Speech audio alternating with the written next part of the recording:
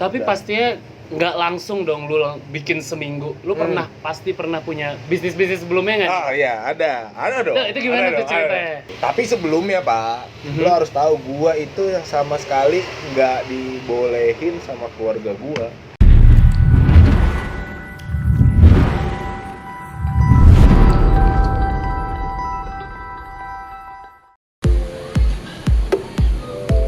Indonesians, balik lagi sama gue MJ. Nah, banyak banget orang yang pengen buka bisnis, terlebih coffee shop yang lagi happening banget di Indonesia, khususnya Jakarta. Gimana sih kiat-kiat cara sukses membuka coffee shop? Gue udah ngundang salah satu temen gue yang gak kalah inspirasional, yang dimana dia juga talent bintang iklan, dan juga dia membuka yang namanya Seminggu Coffee di Kuningan, Jakarta Selatan. Gimana seru ceritanya? Ikutin aja terus di For You Indonesia. Satu tiket liburan yang kamu pesan di tiket.com bisa bikin hidup jadi lebih indah.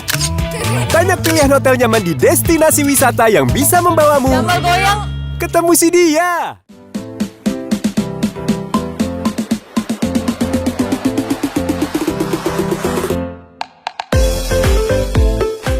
Ya, halo Indonesian.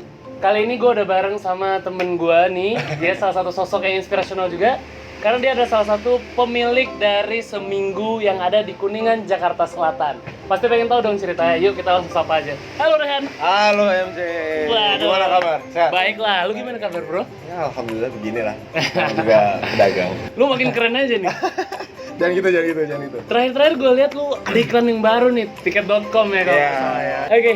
Nah, Rehan ini sama gue kita kenal di mana sih, Bro? Gue pertama kali kenal dia itu pas di tempat-tempat casting lah ya, biasa ya kan. Dan lo itu kayak ya udah ayo kita temenan aja langsung gitu ya kan. Gue sama Rehan ini sebenarnya mendalami sebuah profesi, yaitu profesi talent ya, Rehan. Iya, talent. Kita suka main di bintang iklan gitu. Kita udah kenal mungkin kira-kira 6-7 bulan kali ya, Rehan. Iya, dari akhir tahun kemarin lah ya, pertengahan tahun kemarin. Jadi hari ini gue pengen ngobrol sama lu di FYI yang namanya WIB, Bro. WIB. Lu tau WIB apa nggak nih? FYI itu For You Indonesia. For You kan? Indonesia. Ya. Keren banget sih itu, YouTube-nya gue selalu ngikutin. WIB itu waktu Indonesia. Tadi apa ya? Waktu Indonesia bercerita. Tadi udah gue briefing juga lu. Gue pengen ngobrol tentang ya ini Seminggu Cafe lu. Seminggu Coffee ya. Karena banyak nih Re, pasti orang-orang Indonesian di luar sana yang juga pengen buka bisnis, terlebih lagi coffee shop, yang dimana coffee shop ini orang lagi butuh-butuhnya tempat hangout nih. Iya. Kenapa namanya Seminggu? Kenapa gue namain Seminggu itu? Awalnya gue gini, Pak. Gue itu pakainya pre-order. Dan belum ada kopi. Ya kan? Pre-order price ball seminggu sekali, Pak. Dan akhirnya semenjak gue buat Seminggu Coffee ini, gue ngerasa kayak mungkin nggak ya kita bisa buka toko. Jadi pengen expand lebih. Iya, kita harus, yang namanya juga hidup, kita harus bisa lebih berkembang lah, lebih baik gitu ya kan. Dalam beberapa bulan gitu ya kan, beberapa bulan gue bikin pre-order ini, terus kayak kita lihat ini uang cukup nih Pak, gue bilang begitu kan. Mau nggak yang lain? Gue ada partner gue dari SMA itu gue bener-bener klop banget lah ya. Kemana-mana gue selalu berdua, kawan-kawan gue selalu nanya gimana, tapi di mana, gimana, semua pasti banyak pertanyaan itu. Akhirnya gue cuma bilang, kita yakin kan buat ini. Dari awal kita udah punya komit kan. Ya karena ini gue nggak mau kita udah nyemplung bareng. Jangan naik sendiri dong. Ya kan, ya oke sih nggak apa-apa kalau lo emang mau cabut dulu. Cuman ngapain lo udah nyemplung, udah basah kuyup, ya kan? Kenapa nggak sekalian? Iya, udah celemin aja terus ya kan. Tapi pastinya nggak langsung dong lu bikin seminggu. Lu pasti pernah punya bisnis sebelumnya nggak? Oh iya, ada dong. Nah, itu gimana tuh ceritanya? Karena emang gue basicnya suka dagang nih Pak ya. Gue punya apa, ya udah lo mau nggak sih nih? Gue bilang itu. Kalau mau nih gue sewain nih.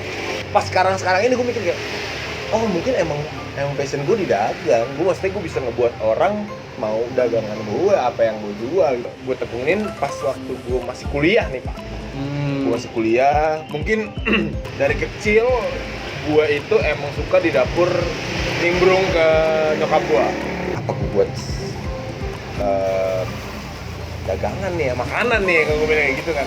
Bisa sih nih kayaknya, gue mikir gitu. Tapi sebelumnya Pak, lo harus tahu gue itu yang sama sekali nggak dibolehin sama keluarga gue dagang. Jadi sebenarnya lu nggak dibolehin, tapi lu tetap kekeh. Maksa Pak, bukan kekeh lagi, maksa. Gimana tuh caranya akhirnya lu dagang nih? Biasanya Jadi, kalau nggak dibolehin orang tua kan susah. Itu gue punya bulanan nih, ya kan? Gue punya bulanan, ya alhamdulillah emang dari orang tua gue juga kan. Itu gue inget, gue 2016 tuh. 2016 gue nabung pelan-pelan sedikit sih. Akhirnya pas banget lagi zamannya Taichan, gue lihat tabungan gue, wah oke nih. Gue cek segala macam, bikin apa namanya, etalase apa segala macam, terus gue ngeracik diem gitu kan. Gue searching segala-galanya itu ya kan, apa yang harus dibuat, dan gue juga kayak agak ngedon dikit sih Pak, itu ngedon sih kayak. Tapi gue bisa, gue yakin gue bisa. Gue samperin tante gue di Cibinong. Tante gue emang doyan masak. Soalnya tante gue hebatnya dia, gue lagi mau pengen kayak dia sih. Apa yang dia makan, dia tahu bumbunya Pak. Wah, Gokil nggak? Maksudnya kayak Gordon Ramsay. Iya kan? Gue punya ini nih. Bahkan tahu bumbunya. Bumbunya ini apa lah? Udah akhirnya gue belajar di situ. Oke, gue bilang ya udah deh, oke tante makasih ya, gue bilang. H-1 sebelum gue buka, gue dulu buka di Setiabudi juga Pak. Gue baru ngomongin ke keluarga inti gue lah ya, bokap gue, nyokap gue. Mereka panik, dia kaget. Wah, Rehan tuh kamu gimana? Tadi kuliahnya apa segala macam. Ya mau gimana, besok dagang nih Rehan, gue bilang begitu. Jadi udah sebelum hari ya, jadi udah nggak bisa dilarang ya? Gue pasang muka pasrah aja, ya gimana besok dagang? Gue bilang, pulang kuliah Rehan bisa dagang kok. Gue bilang begitu kan. Yang penting kuliah Rehan bisa selesai, gue bilang begitu kan. Ya sudahlah nak, terserah kamu. Udah nyemplung ya. Gue seneng tuh, mantap gue. Akhirnya gue dagang dan memang itu ternyata banyak pengalaman yang gue alami di situ. Buat nantinya seminggu ini gue harus gimana. Udah akhirnya selesai karena gue ngeliat masanya udah buka nih, gue harus coba expand lagi nih ya kan. Yang lain. Iya kan. Ya akhirnya pas gue expand, ketemu juga orang-orang makanan juga, ya emang mungkin basicnya di situ, ya jadilah ini. Jadilah seminggu. Nah, jadi kayak pastinya seminggu ini ada suka dan dukanya nih. Pasti ada kan. Ya. Nah, mungkin boleh mulai dari duka dulu lah, duka. Apa sih duka dari seminggu yang lu udah alamin nih? Untuk Indonesia, semua yang di sini, lo juga mungkin lo bakal kaget semua gitu. Dukanya gua itu omset aja sehari pernah nggak nyampe 50.000 Pak. Omset sehari nggak nyampe 50.000. Iya betul. Itu makan di Jakarta aja tuh sehari 50.000 Pak. Iya Pak, satu ya orang. Kan, lu bayangin coba ya. Bukanya itu dari jam 10 pagi sampai jam 11 malam. Iya. 13 jam ya Pak ya. Nggak nyampe 50.000 Pak. Itu uang capek juga nggak kebayar ya Pak, apalagi orang-orang ya kan? Boro-boro gitu ya kayak. Gimana nih teman-teman gue udah pada. Maksudnya kayak gue selalu bilang kita harus yakin. Ini cuma sehari, gue bilang. Coba kita harus selalu bersyukur sama yang sebelum-sebelumnya, gue bilang. Nah kita harus memperbaiki yang kedepannya nanti gimana, gue bilang gitu. Ya akhirnya coba kita ulik, kita apa segala macam. Ya akhirnya pernah nyampainya yang namanya. Nah akhirnya kita bahagia, itu momen-momen dimana bulan-bulan itu seinget gue bulan akhir tahun kemarin. Akhir tahun. Itu yang namanya semua ngebul nih, kalau orang-orang bilang nih dapur ngebul. Nah itu gue ngebul banget sampai kalau misalkan malam minggu aja keluar sampai orang pada duduk. Iya, sampai gue kan minjem kursi sebelah, bangku sebelah ya karena untuk seberang jalan. Semua punya perjuangan masing-masing dan betul, gitu. Dan memang kita sendiri yang ngalamin gitu. Kita sendiri yang merasakan apa yang enak, apa yang enggak. Orang mah telan mentahnya aja, enaknya aja gitu ya kan. Tapi kita harus selalu bersyukur gitu sih Pak, kalau menurut gue. Ya alhamdulillah sampai sekarang ini masih ada gitu ya kan. Emang ada rencana juga pengen buka lebih lagi gitu kalau misalnya ada kesempatan gitu ya kan. Banyak Indonesians yang sebenarnya teman-teman kita yang pengen juga buka bisnis, terlebih lagi coffee shop. Gue dari tadi haus nih. Sebelum nanya kita minum dulu dong. Gimana Pak? Cobain. Ini gue yang buat. Mantap banget. Enggak, ini gue gak bohong ya. Gue kesini ini bukan talent lah ya. Bukan. Ini bukan lagi acting ya. Gue udah berapa kali kesini, sekitaran 4-5 kali ya. Makin lama tuh makin improve. Ya, apalagi gue kalau setiap gue kesini tuh selalu lu yang bikin. Itu selalu improve guys. Nah pastinya nih, kita lanjut ke pertanyaan ya. Pastinya banyak Indonesian di luar sana tuh yang pengen juga buka bisnis, terlebih lagi coffee shop, yang dimana ah. coffee shop ini banyak orang yang butuh ya. Ya. Itu lu punya nggak step by step ala Rehan Asdi dalam membuka bisnis coffee shop? Ya ini apa yang gue alamin aja ya. Mungkin ada 4 atau 5. Yang pertama itu kalau menurut gue komit. Pertama bukan komit sama tim dulu ya, komit sama diri sendiri. Lo harus bisa ngelawan diri lo sendiri. Kalau gue tuh biasanya setiap malam atau lo ngomong sama diri lo sendiri, lo bisa nggak? Gue selalu kayak gitu. Lo pasti bisa. Selalu gue harus ngobrol ibarat kata ya kayak orang gila sih kalau dibilang ya. Mungkin kayak ya itulah cara gue. Mungkin orang caranya beda-beda sendiri kan ya. Ini cara gue. Dari situ gue ngerasa bahwa oh gue bisa. Gue yakin gue pasti bisa. Gue ngejalanin ini dengan setulus hati. Gue udah komit sama diri gue sendiri. Baru komitin teman-teman gue. Kita jadi harus bisa yakin. Yang pertama nih yakin sama diri sendiri dulu ya. Ya kan. Dan abis itu kita harus bisa ngerangkul. Gimana caranya? Semua dalam, maksudnya ya namanya juga kayak semut lah ya kan. Dia sendiri emang lemah, tapi kalau udah bersatu ya kan. Nah ya begitulah, kita harus bisa bersatu terus. Kedua kalau menurut gua market pak.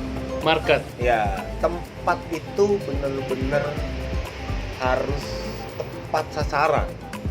Itu dalam artian gimana tuh contoh? Gini, lo jualan makanan misalnya, kopi lah ya sekarang ya, kopi lo jual dengan harga kayak Starbucks gitu ya, 30.000 ke atas ya, 30.000 ke atas, tapi lo jual di kawasan anak-anak SMA. Anak-anak SMP yang jajannya sehari segitu. Iya, ya kan, anak-anak yang ya Allah minta duitnya aja kadang-kadang susah gitu ya kan, bukannya gua ngerendahin orang atau gimana, cuma ya kita emang harus tahu posisi tempat tuh kayak gimana pak. Customer kita nih siapa? Iya, siapa gitu loh. Kita jangan sampai salah sasaran gitu. Apalagi kita ngeliat kayak, jadi kalau gua nih, kalau kita buka coffee shop, kita lihat 100 meter kanan kiri depan belakang itu ada nggak lawan kita. Kalau emang nggak ada, buka. Tapi lihat juga sebelumnya lihat si customer-nya siapa dulu ya.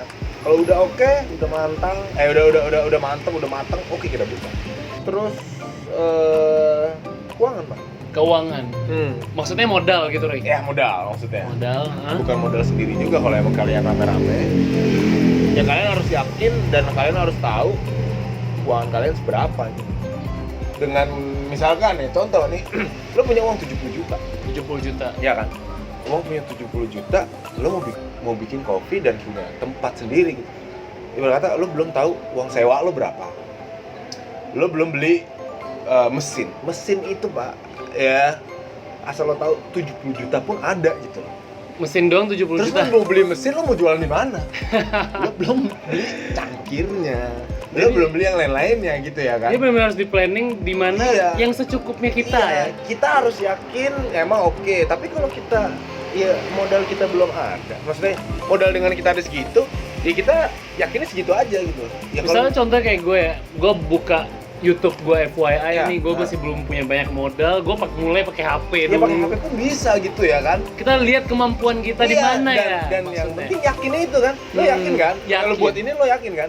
Ya udah yakin, buat jalan, jangan lo, aduh, gue nggak punya apa-apaan nih. Nah, ya lo punya handphone.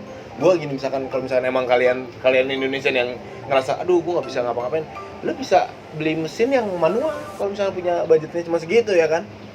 Toh kalau misalkan lo punya manual ya segala macam V60 atau pasti ada customernya gitu, pasti ada orang yang suka dengan kopi yang manual brew gitu ya, pasti bisa gitu. Vietnam drip contoh gitu, maksudnya dengan harga itu yang cuman kita beli berapa puluh ribu, 100 ribuan itu masih bisa gitu, dan sisanya kita buat konsep tempat gitu. Nah tadi udah 3 ya? 3 ya, yang pertama itu yakin, kita harus yakin.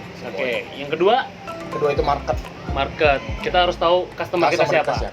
Yang ketiga itu finance. Kita harus tahu kekuatan kita seberapa nih. Ya, betul.